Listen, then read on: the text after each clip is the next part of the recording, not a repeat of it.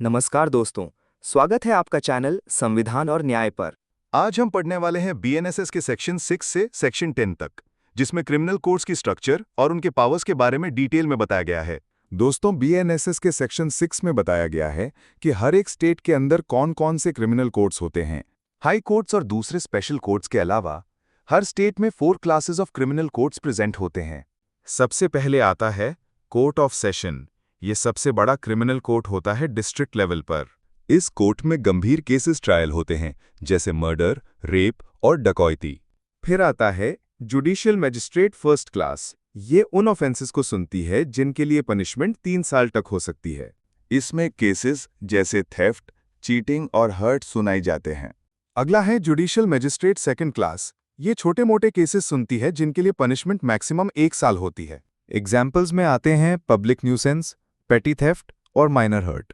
और आखिर में आते हैं एग्जीक्यूटिव मैजिस्ट्रेट्स। इनका मेन काम होता है लॉ एंड ऑर्डर मेंटेन करना।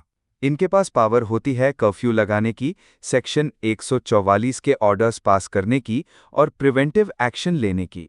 तो दोस्तों, सेक्शन 6 क्लियरली बताता है कि हर स्टेट के अंदर क्रिमिनल कोर्ट्स के 4 लेवल्स होते हैं। Court of session serious crimes के लिए, जुडिशियल मजिस्ट्रेट फर्स्ट और सेकंड क्लास छोटे और मीडियम ऑफेंसेस के लिए, और executive magistrate law and order के लिए। यही है क्रिमिनल कोर्ट का बेसिक स्ट्रक्चर।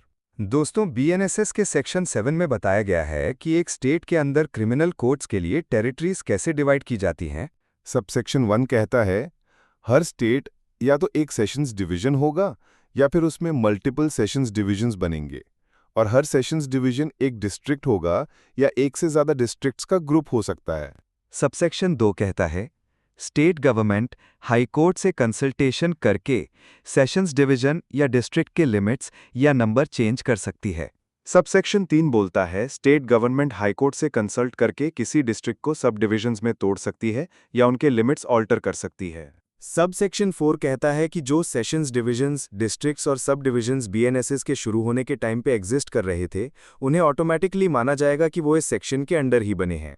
तो दोस्तों, सेक्शन 7 एक फ्रेमवर्क देता है जिसमें स्टेट्स अपने अंदर सेशंस डिविजन्स, डिस्ट्रिक्ट्स और सब डिविजन्स बनाते हैं, और स्टेट गवर्नमेंट हाई कोर्ट के कंसल्टेशन से इन्हें मॉडिफाई कर सकती है।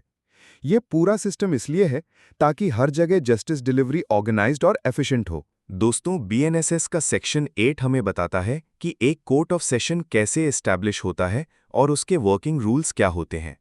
सबसेक्शन 1 कहता है हर एक सेशंस डिवीजन के लिए एक कोर्ट ऑफ सेशन बनाया जाएगा। सबसेक्शन 2 कहता है हर कोर्ट ऑफ सेशन का प्रिजाइडिंग ऑफिसर एक सेशंस जज होगा जिसे हाई कोर्ट अपॉइंट करती है।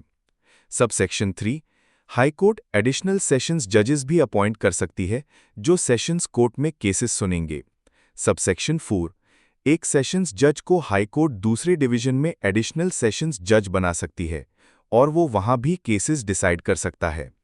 सबसेक्शन 5 अगर सेशंस जज का पोस्ट टेम्पररी वेकेंट हो तो हाई कोर्ट कहता है कि अर्जेंट एप्लीकेशंस को एडिशनल सेशंस जज डिसाइड करेगा। अगर वो भी ना हो तो चीफ जुडिशियल मजिस्ट्रेट डिसाइड करेगा। सबसेक्शन 6 सेशंस कोर्ट ऑर्डिनरीली अपनी सिटिंग वहीं करता है जो हाई कोर्ट नोटिफिकेशन में बताए, लेकिन किसी स्पेसिफिक केस में अगर पार्टीज और विटनेसेस के लिए कन्वीनियंट हो तो कंसेंट के साथ कोर्ट किसी और जगह भी बैठ सकता है। सबसेक्शन 7 सेशंस जज अपने एडिशनल सेशंस जजेस के बीच केसेस का डिस्ट्रीब्यूशन कर सकता है। सबसेक्शन 8 अगर सेशंस जज एब्सेंट हो तो अर्जेंट मैटर्स एडिशनल सेशंस जज या सीजीएम हैंडल कर सकते हैं। यहाँ अपॉइंटमेंट का मतलब सिर्फ हाईकोर्ट के द्वारा किया गया अपॉइंटमेंट है, इसका मतलब गवर्नमेंट की फर्स्ट पोस्टिंग या प्रमोशन नहीं है। तो दोस्तों, सेक्शन 8 क्लियरली बताता है कि कोर्ट ऑफ सेशन कैसे एस्टैब्लिश होता है, कौन उससे प्रिसाइड करता है, एडिशनल जजेस का क्या रोल है और अर्जेंट केसेस में कौन काम करेगा। ये इंश्योर करता है कि जस्टिस डिलीवरी कभी रुकती नहीं। दोस्तों, अब आते हैं सेक्शन 9 बीएनएसएस पर। यह सेक्शन बताता है कि एक डिस्ट्रिक्ट में जुडिशियल मैजिस्ट्रेट्स के कितने कोर्ट्स बनेंगे और उनकी ज्यूरिसडिक्शन कैसे डिसाइड होती है। सबसेक्शन 1 कहता है हर डिस्ट्रिक्ट में जुडिशियल मैजिस्ट्रेट्स के फर्स्ट क्लास और सेकंड क्लास कोर्ट्स बनाए जाएंगे जितनी जरूरत हो। इन कोर्ट्स का नंबर और जगह स्टेट गवर्नमेंट डिसाइड करेगी, लेकिन ये काम हाई कोर्ट के कंसल्टेशन के साथ होगा। इस सेक्शन का एक इंपॉर्टेंट पार्ट है स्टेट गवर्नमेंट एक special court of judicial magistrate भी इस्टेब्लिश कर सकती है। ये स्पेशल कोर्ट एक स्पेसिफिक लोकल एरिया के लिए बनाया जाता है, जहां वो कोई स्पेसिफिक केस या पर्टिकुलर क्लास ऑफ केसेस सुनेगा। और जब एक स्पेशल कोर्ट इस्टेब्लिश हो जाता है, तो उस लोकल एरिया में कोई और ऑर्डिनरी मैजिस्ट्रेट का कोर्ट उस केस को सुन नहीं सकता। तो दोस्तों, सेक्शन 9 हमें ये बताता है कि एक डिस्ट्रिक्ट में कितने जुडिशियल मैजिस्ट्रेट्स के कोर्ट्स बनेंगे, उनकी जगह कौन डिसाइड करेगा और स्पेशल कोर्ट्स कैसे बनाए जा सकते हैं। स्पेशल कोर्ट बनने के बाद उसके जुरिस्डिक्शन एरिया में वही कोर्ट केस सुनेगा और कोई नहीं। दोस्तों, अब आते हैं सेक्शन 10 BNSS पर। यह सेक्शन हमें बताता है कि एक डिस्ट्रिक्ट में चीफ जुडिशियल मैजिस्ट्रेट और सब डिविजनल मैजिस्ट्रेट्स कैसे अपॉइंट किए जाते हैं। सब सेक्शन 1, हर डिस्ट्रिक्ट में हाई कोर्ट एक जुडिशियल मैजिस्ट्रेट फर्स्ट क्लास को अपॉइंट करेगी as chief judicial magistrate CJM। Sub section 2, high court एक या ज्यादा एडिशनल चीफ जुडिशियल मैजिस्ट्रेट्स भी अपॉइंट कर सकती है। इनके पास CJM के पावर्स होंगे जितना हाई कोर्ट स्पेसिफाई करे। सब सेक्शन 3, हाई कोर्ट किसी सब डिवीजन में एक जुडिशियल मैजिस्ट्रेट फर्स्ट क्लास को डेजिग्नेट कर सकती है as sub divisional judicial magistrate SDJM। Sub section 4, SDJM अपने सब डिवीजन में जुडिशियल मैजिस्ट्रेट्स के काम पर सुपरविजन और कंट्रोल रखता है, लेकिन ये पावर्स हाई कोर्ट के ऑर्डर के बेसिस पर मिलते हैं और वो CJM के जनरल कंट्रोल के अंडर काम करता है। तो दोस्तों, सेक्शन 10 हमें बताता है कि डिस्ट्रिक्ट लेवल पर चीफ जुडिशियल मैजिस्ट्रेट सबसे बड़ा मैजिस्ट्रेट होता है, उसके साथ एडिशनल CJMs भी हो सकते हैं और सब डिविजन्स में सब डिविजनल जुडिशियल मैजिस्ट्रेट्स काम करते हैं जो अपने एरिया के मैजिस्ट्रेट्स के काम को सुपरवाइज करते हैं। तो दोस्तों, आज हमने BNSS के सेक्शन 6 से सेक्शन 10 तक डिटेल में समझा, जिसमें courts of session, judicial magistrates और एग्जीक्यूटिव मैजिस्ट्रेट्स का स्ट्रक्चर देखा।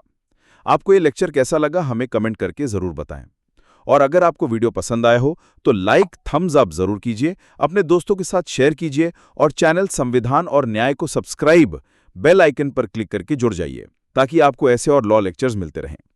मिलते हैं अगले लेक्चर में BNSS के नए सेक्शंस के साथ। धन्यवाद।